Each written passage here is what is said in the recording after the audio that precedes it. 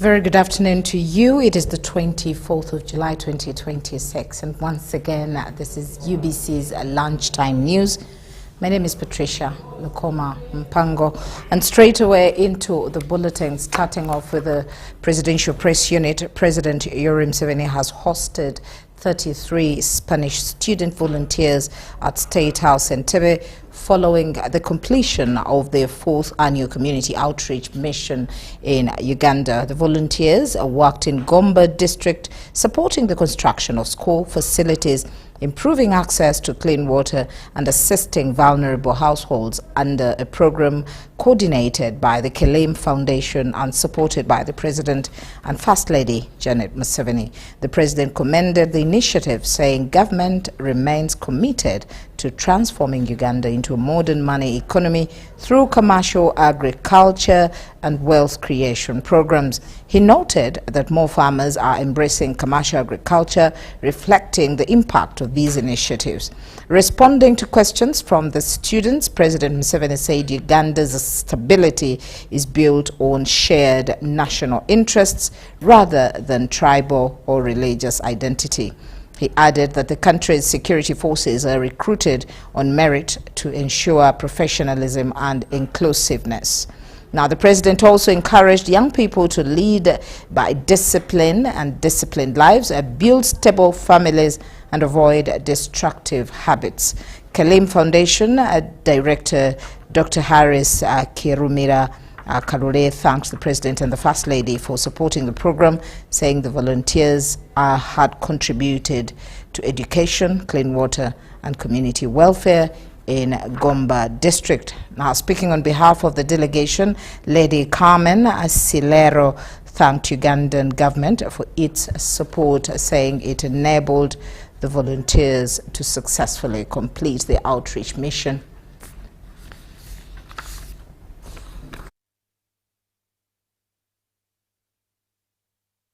In patriotism. Now, still at State House, the State House has announced plans to establish the second presidential industrial skilling hub in Karamoja following increased demand for vocational training. The announcement was made after the State House Comptroller Jane Bareche assessed the impact of the existing hub in Napak district.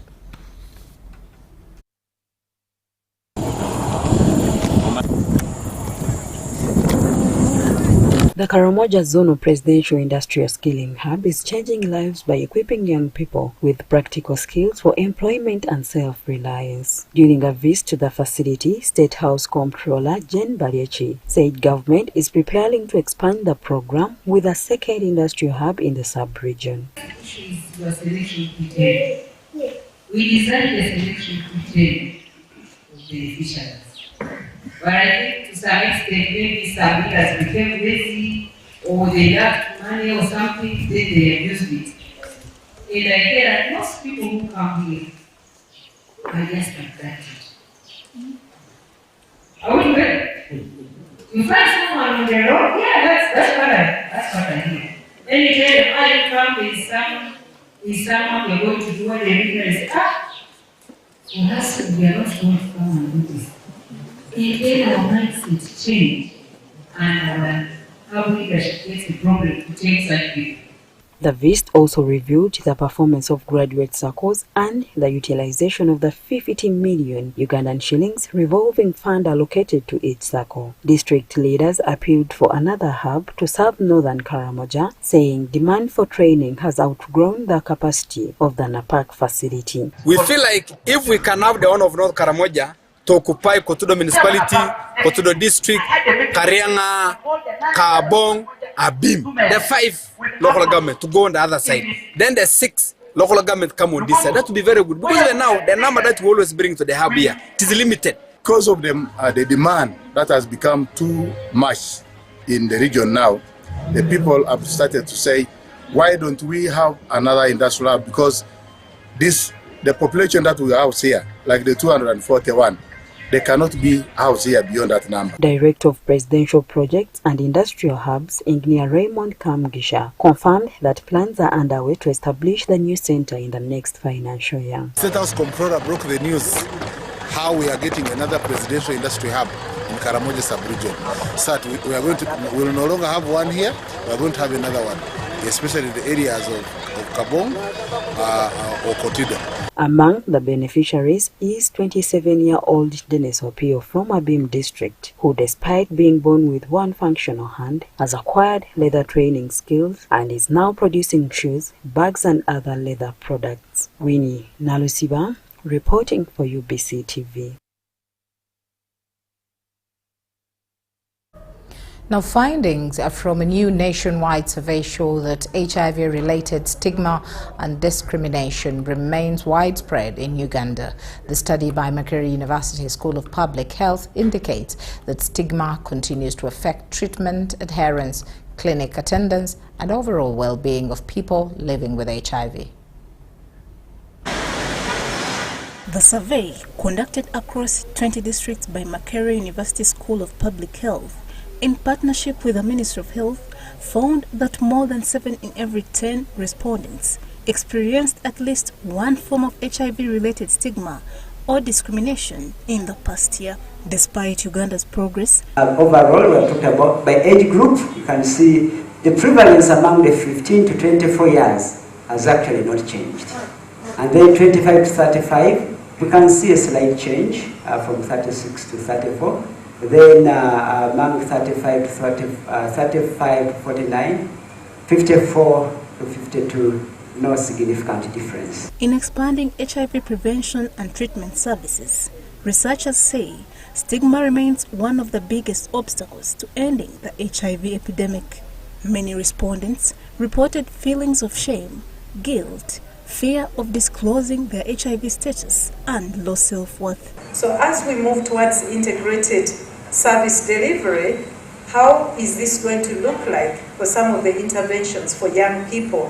When we think about the outcomes, whether it is new infections, whether we are thinking treatment for young people, testing and getting them on treatment if they are HIV infected, how is that going to look like in the new phase of integration? Researchers attributed the persistent stigma to a combination of individual, family, community and health system factors, including misinformation, fear of infection, and breaches of confidentiality. We need to be able to continue giving people information that we still do not have the cure. HIV still exists, and those people should be able to test. And particularly for men, we really would want to encourage that they test, and so that you can only be able to protect yourself if you know your serostatus. Researchers are recommending intensified public education, stronger enforcement of anti-discrimination policies, and improved confidentiality in health facilities to reduce stigma and improve health outcomes. Meet and meet treatment demands. 2/3 know of drug treatment programs, but nearly half tried and failed to enroll, and over half avoid care due to stigma.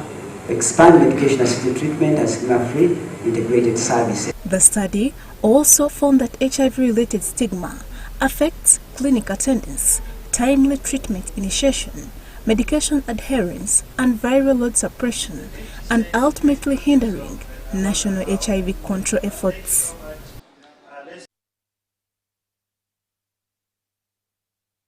Now, about the response on teenage pregnancy, the Kingdom of Netherlands has joined the Strengthening Adolescents and Youth Rights and Empowerment SAY Plus program. The partnership between the Embassy of the Kingdom of Netherlands and the United Nations Population Fund aims to support adolescent mothers and improve access to sexual and reproductive health services for young people across Uganda. The Kingdom of Netherlands, joining to Strengthening Adolescents and Youth Rights Empowerment Program, intends to combine efforts with the earlier supporters of the program like Denmark, Sweden and Iceland under the multi-donor initiative. We have to ensure that whatever we do is evidence-based. And for sure, whatever we do has to be cultural sensitive, should fit in the country where we work. The result, I think, we have very clear. A healthy population for Uganda to ensure the tenfold growth of this country. The Netherlands has committed $16 million towards the program, which targets adolescents and young people aged 10 to 24. The United Nations Population Fund, UNFPA, is coordinating the program implementation. We want to focus on outcomes. We have to break that staggered statistics, that standstill of statistics. And it means that funding sometimes also will depend on progress.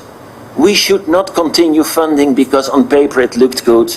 We have to ensure that whatever we do is evidence-based. The initiative aims to reduce teenage pregnancies, combat gender-based violence, keep girls in school, while equipping young mothers with opportunities to rebuild their lives and provide young people with life skills for a productive future. You have to actually invest in the right things. If you have a large youth population and that youth population is unhealthy and uneducated and unemployed and unhappy, then this is not good news, right? You have to have a population that is healthy, that is educated, and that's contributing, working, having good jobs, having security, having a little bit of to save at the end of the month and being able to use, to have disposable income, invest in their children's education, etc., etc. That's how you get this multiplier effect in the economy. The program will also strengthen youth-friendly health services, support HIV prevention, engage communities to address harmful social norms, and support the well-being of Uganda's young population through 2030. To make sure sexual rights are preserved, but harmful cultures are transformed. They may be cultural, but they must be transformed. And cultural transformation is not a day one-off. It's a continuous sensitization and teaching and showing commitment as government. During the event, the development partners reaffirmed their commitment to supporting the government of Uganda in the fight against teenage pregnancies and other challenges affecting adolescent girls and young women. Komagum Rogers for UBC. Now, the Union of Transport Alliance has donated sanitary pads to female pupils at Paul Primary School intended to promote menstrual hygiene and reduce school absenteeism among girls. The initiative aims to help learners stay in school and continue their education without disruptions during their menstrual periods. We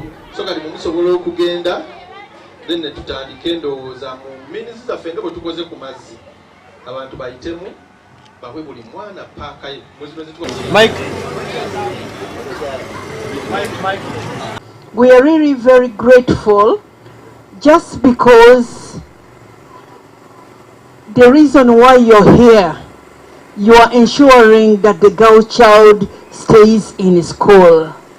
It has really been a very big burden for most of our parents here in the community, that when children go through that, those ones who cannot afford, they are always at school.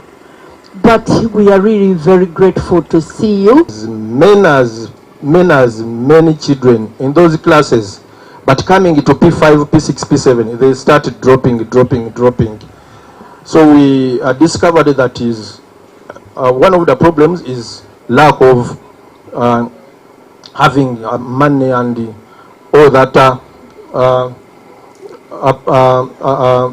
a need and power of money to get those sanitary pads. So we decided to start this campaign. The campaign is called Kirikiriya, 1 million packs of sanitary pads to 1 million girl child.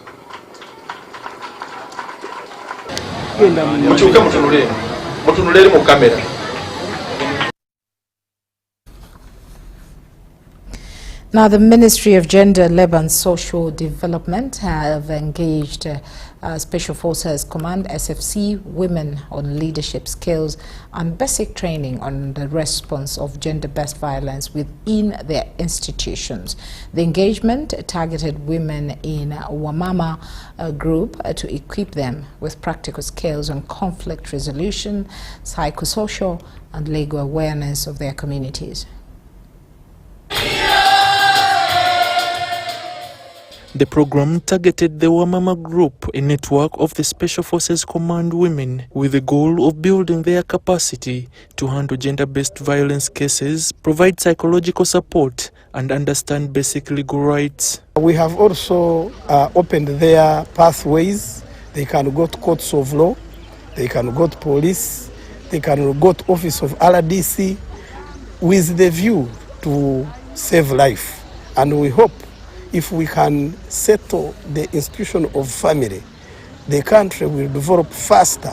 According to the Ministry of Gender, Labour and Social Development, empowering women within security institutions helps strengthen discipline, welfare and community relations.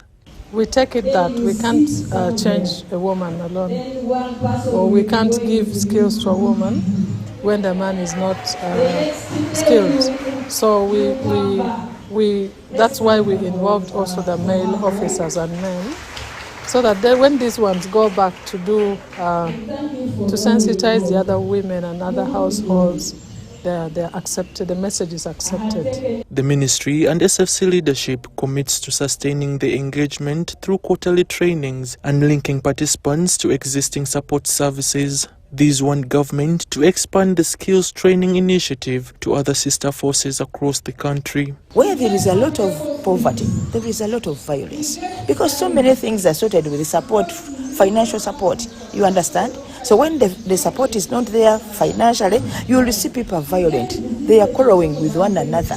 Then the other thing is the emotional violence. You will find people have challenges.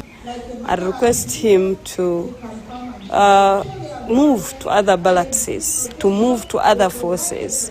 For example, police, UPDF, general, and to prisons. Those people are facing exact challenges that we are facing as SFC. We are staying in those small houses, we are staying in those congested societies, so do other people. Whereas gender-based violence is more common with women, these acknowledge the importance of including their male counterparts as a preventative measure. Komagum Rogers for UBC.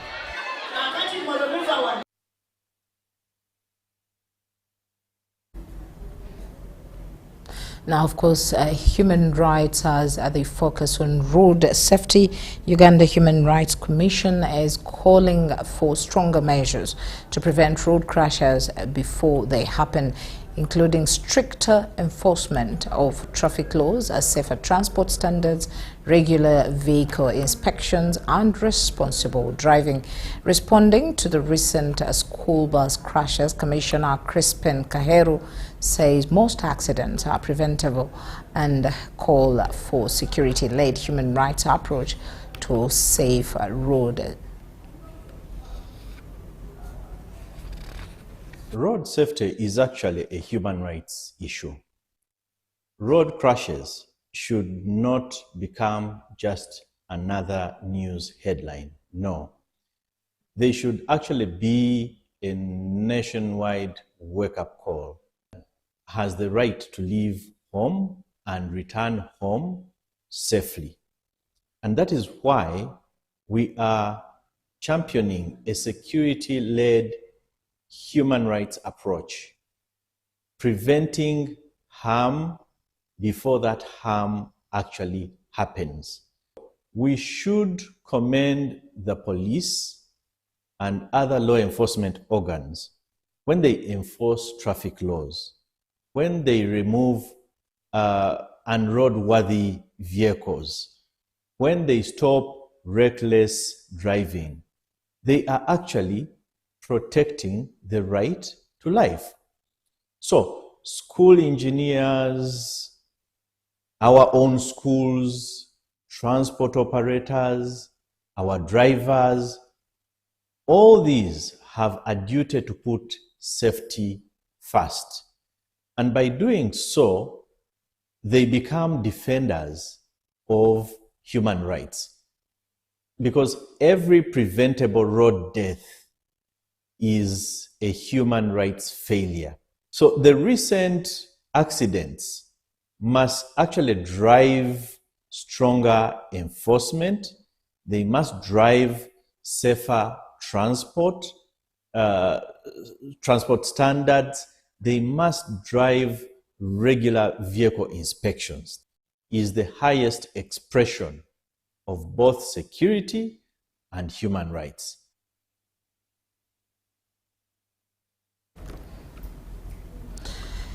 Now, following the conclusion of grassroots elections, NRM leaders in Ankole have been asked to uphold integrity, avoid corruption and internal conflicts, and focus on supporting leaders committed to service delivery.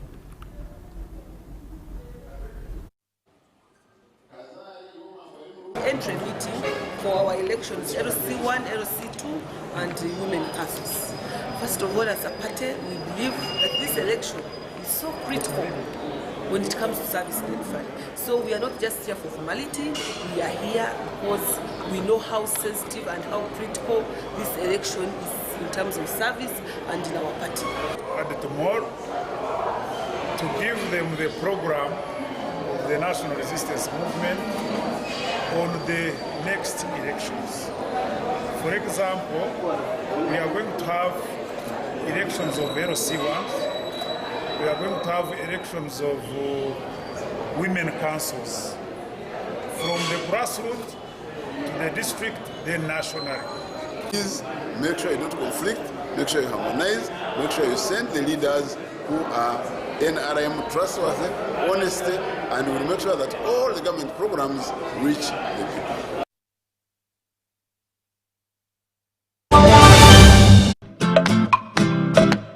Uganda's coffee story is an exciting phase through the Government of Uganda funded National Coffee Seed System project.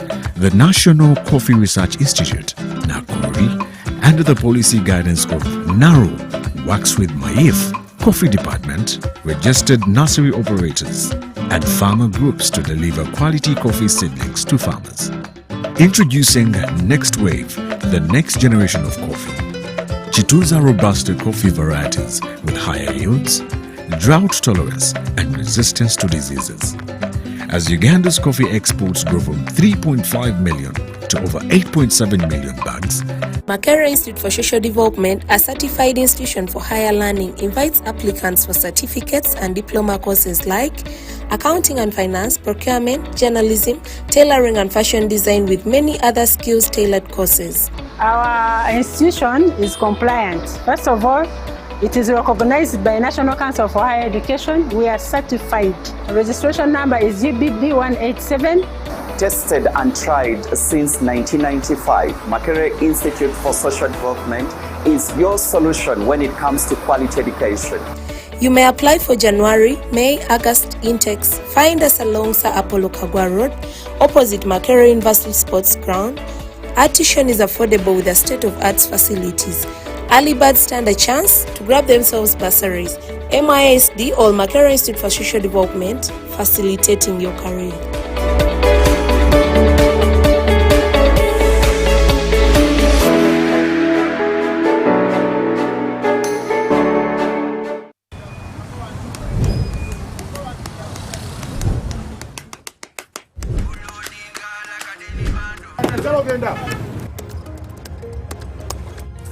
And that's it for today. Till the next episode.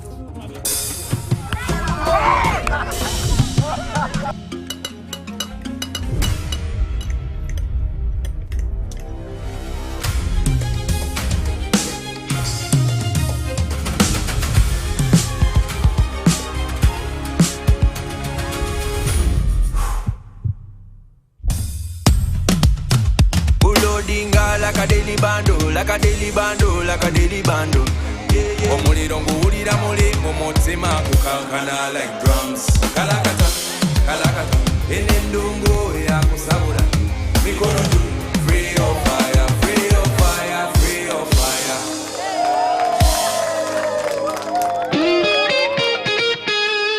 The Secretary General of the National Resistance Movement, Right Honorable Richard Todwang, on behalf of the NRM National Chairman, His Excellency Yoweri Kaguta Museveni, congratulates all NRM village chairpersons and women council flag bearers who were elected to contest in village elections. In the same spirit, the NRM Secretary General reminds all party supporters across the country to note and massively participate in the following important activities. On Wednesday, the 22nd of July 2026, all NRM supporters are reminded to attend barazas in their villages for final mobilization. On Thursday, the 23rd of July, women above 18 years are to elect women council committees in all villages across the country, while voting for village chairpersons will take place on Tuesday, the 28th of July 2026. Please note, all flag bearers of NRM, LC1 chairpersons and women councils are reminded that from the 11th to the 14th of July 2026 is their endorsement by parish registrars, while nomination by the National Electoral Commission is scheduled for the 15th to the 19th of July 2026. We have seen what peace and stability under the NRM government can do. Vote for NRM flag bearers. Vote for progress.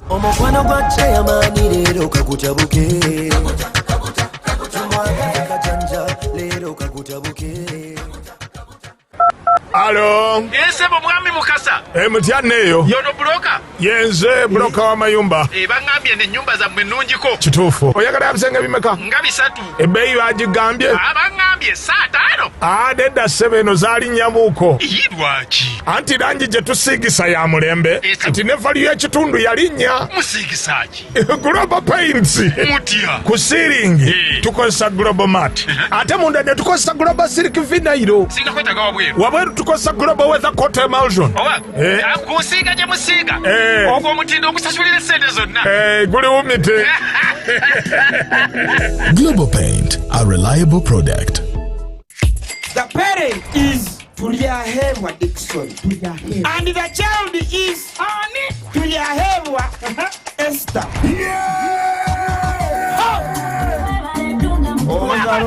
Kambera gwete kwa mugisha ngo ishe watujyahemwa Esther wahangura school fees ngene na hateja shana amashemero magonka MTN momo eberewo mbeni nyegasta igana kaga ni 5 sta munana 0 hash kushashuro mwana school fees takoma nyo mugisheri zagwije wanje ninga nchaka kubasa kuzo wawe mwebare munonga.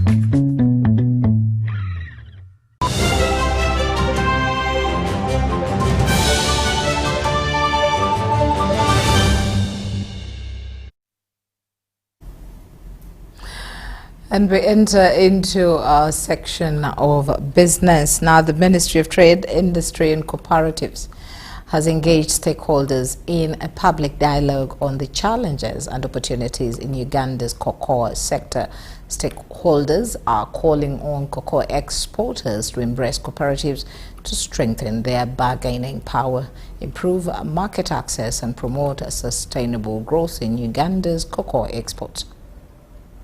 In Bukedi, for example, today we are discussing with the Ministry of Trade and Cooperatives, and this is where we need to support the farmers through their institutions, and also it will help us as buyers or exporters to deal directly with those organizations, and then we export.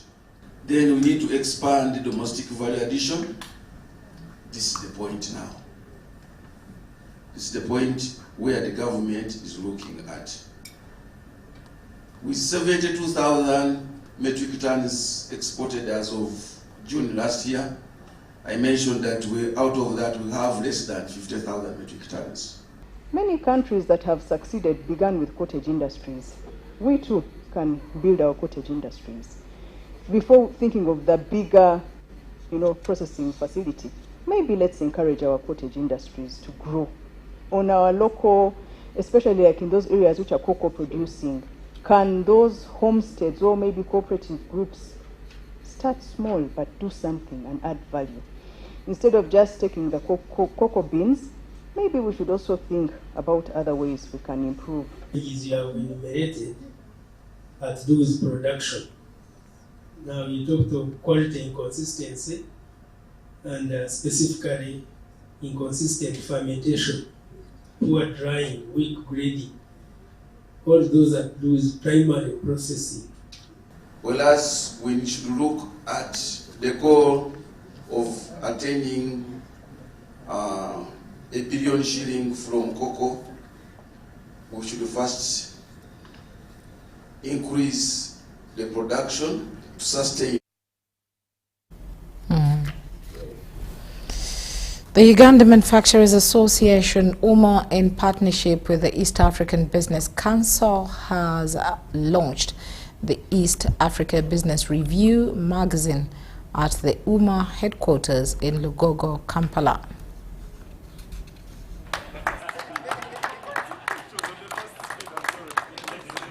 Business and business issues within East Africa, policy matters within East Africa. It will be addressing the key sectors of East Africa's economy.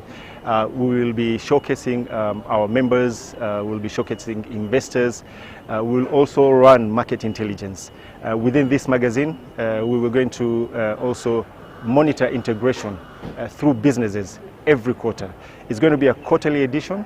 It's going to be available to everyone to participate in it, to contribute articles that are of opinion pieces in nature. Also, we will be celebrating businesses within East Africa. So we welcome you to join us in the rollout of this quarterly business magazine. Let's make it a live document. I believe that this tool is going to help us to share the information across the business circles in the region and even outside, because as East Africa, we don't want to doing business alone. We are doing business with other global market players. So we find that we needed urgently a platform where industrialization updates are done, investment updates are done, policy harmonization progress is reported, and even to be able to track where we are. And we again we needed where we can have a convergence of opinions. So we want to hear customers say this product is good for us. So we think that this kind of a magazine will be able to communicate across the business spectrum in respect to the needs, in respect to the updates, in respect to where we are coming from. Still in business, the Uganda Embassy in South Sudan is working to identify tariff and non-tariff barriers affecting the movement of goods and services across the Uganda-South Sudan border. Speaking during a meeting with government officials and security agencies, Uganda's ambassador to South Sudan, Brigadier General Ronnie Balia, said the initiative aims to create a peaceful and enabling environment for cross-border trade. As Uganda works towards growing its economy from the current $73 billion to $500 billion by 2040, Ambassador Brigadier General Ronnie Balia has called on security agencies and government institutions operating along the Uganda-South Sudan border to work together in creating a peaceful and business-friendly environment for traders from both countries. Home is going to get money to engage in production. So we are selling the same ideology to our brothers in South Sudan, also to engage in production and conflicts so that we have peace in South Sudan. South Sudan is a very rich country, but with a poor economy. It's a very rich country that can really use the resources it has to become a first world country. Brigadier General Balia said that South Sudan remains one of the Uganda's largest export market. He emphasized the need for joint security patrols, intelligence sharing and continuous community sensitization to promote peace and facilitate cross-border trade. So we're engaging as leaders, we're engaging as business community, we're engaging as people along the border to make sure we achieve our strategic objectives of social and economic transformation of our two countries. The resident district commissioner of Lamuo, William Komakech, said improving access roads along the porous border will not only boost trade but also strengthen peaceful coexistence among communities living along the border. The road from Musigo, Ikotos to Toret. We need to do this. If we had money, we would even tarmac the road because we are fighting over a market. Meanwhile, the resident district commissioner of Amuru, Hosbon Ocheng, urged the government to expedite the demarcation of the international border between Uganda and South Sudan to reduce disputes and improve border management. For us to have proper management of our borders, government of Uganda needs to engage the Republic of South Sudan on issues of border demarcation, because that would help to solve most of the problem. The meeting held in Gulu City follows President Yoweri Kaguta Museveni's state visit to South Sudan in 2025, during which he directed the institutionalization of regular bilateral border meetings to strengthen cooperation, improve security, and facilitate trade between the two countries.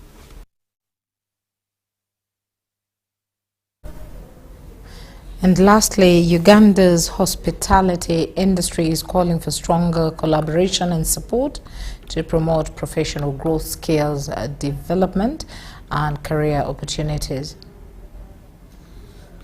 I take this prestigious moment to launch Hogomao strategic plan. The world receive it. Congratulations. The call is louder. The intentions are imminent. The results are ultimate. We want to improve a hotel profession in Uganda. We saw so many things, the depth, the heights we went through as we were trying to struggle. Our call is in three dimensions. One, we are calling at stakeholders, the government, organizations, partners, to come and help us hotel managers to improve our capacity. We need scholarships. We need things that improve us. The hospitality industry is suffering in Uganda, not because of anything else, because most of us are half-baked. Involve us in programs that are developmental. Include us. Uganda hotel managers die like rats, not because we are stupid, but we are royal. We are always in people's hotels, working day and night. We have also come up with a training center that we just need on the government support to ensure that we touch up on some of these things that the younger generation is missing.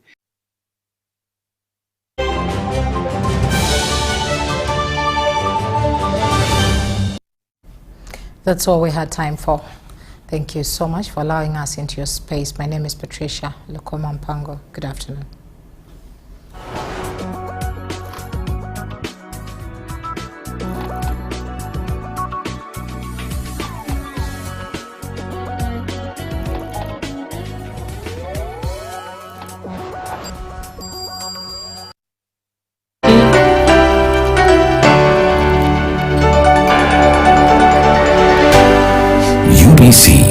Inspiring Uganda.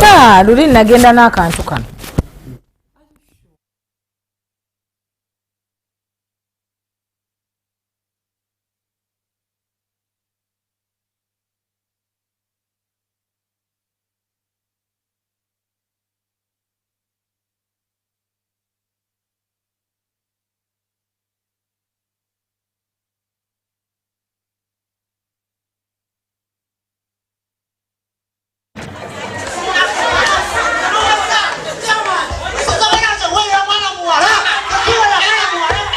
Empowering the girl child